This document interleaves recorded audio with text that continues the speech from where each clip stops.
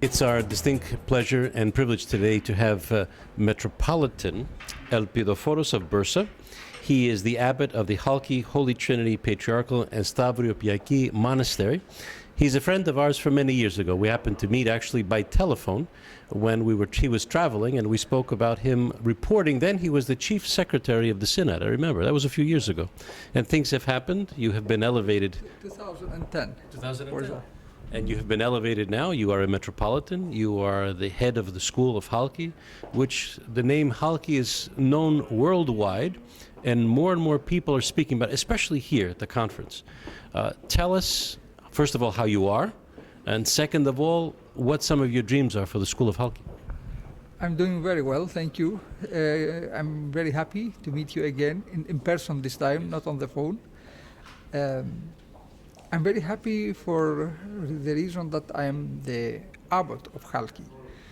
We always hear about Halki as a school, but we forget that Halki is primarily a monastery.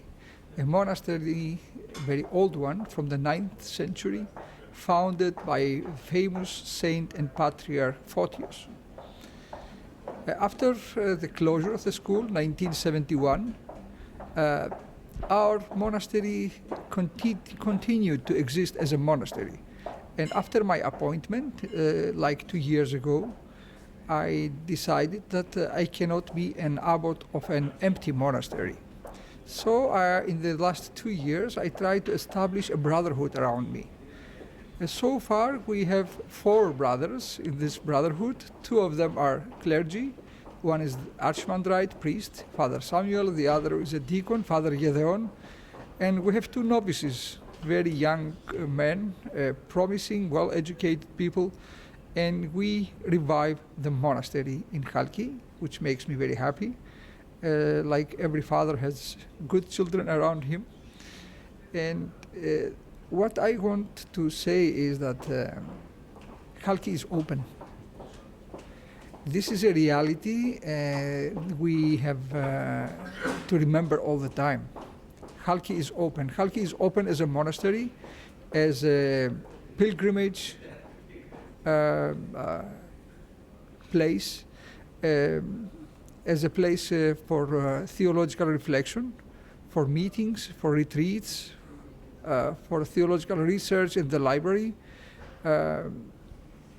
for environmental studies in our forest. We have 200 acres forest, pine trees forest, beautiful. So it's open and is available for everybody. And this is a reality that our country, Turkey, has to keep in mind and cannot ignore this reality. Since it's an open place, the school must be opened as well. You are a Turkish citizen. Yes, I'm a Turkish citizen. I was born in Constantinople, Istanbul, as it is today, 1967. Of course, like most of the Greek families of Constantinople, Istanbul, we immigrated from Istanbul to Greece. So I grew up in Greece, I studied in Greece, then I did my master's studies here in Germany. Really?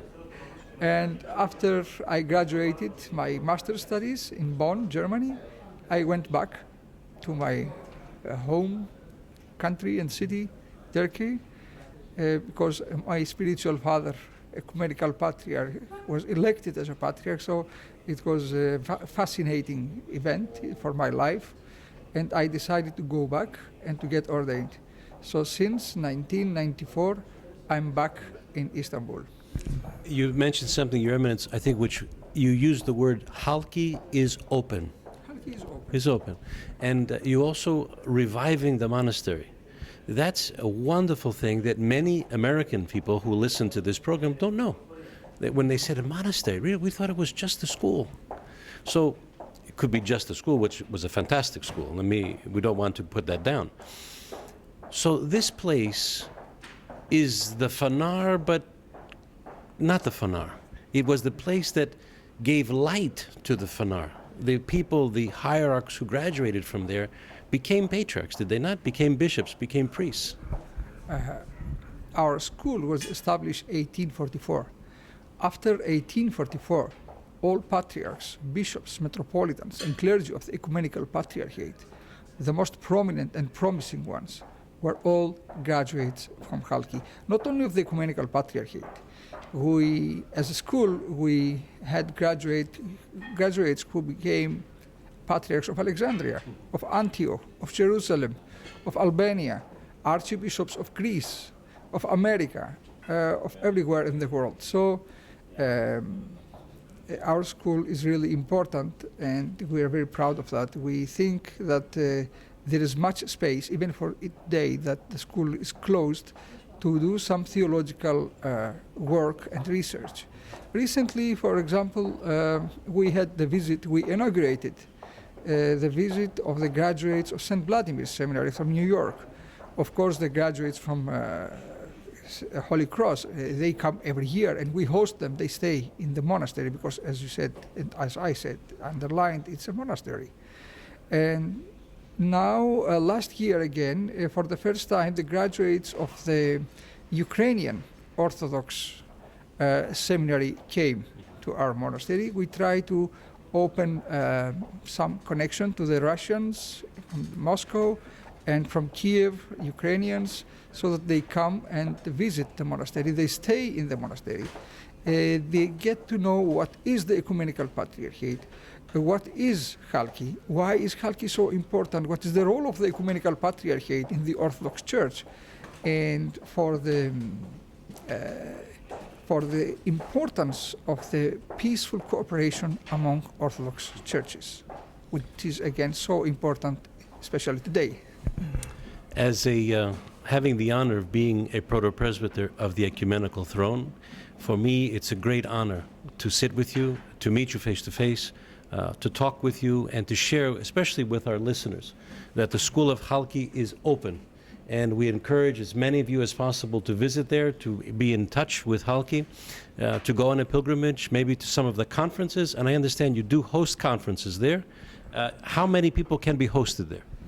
We do host conferences, especially in the last 2 years. We hosted many conferences by the Archdiocese of Athens, by the Fribourg University of Switzerland, by the University of Thessaloniki, University of Kiev.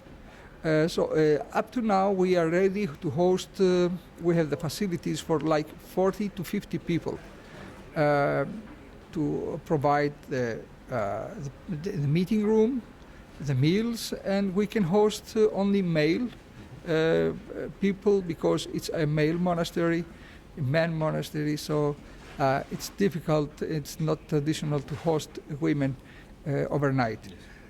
Your Eminence, thank you very much. Ispola, many years to you. Thank you. I greet all you and all Orthodox Greek and non-Greek Americans.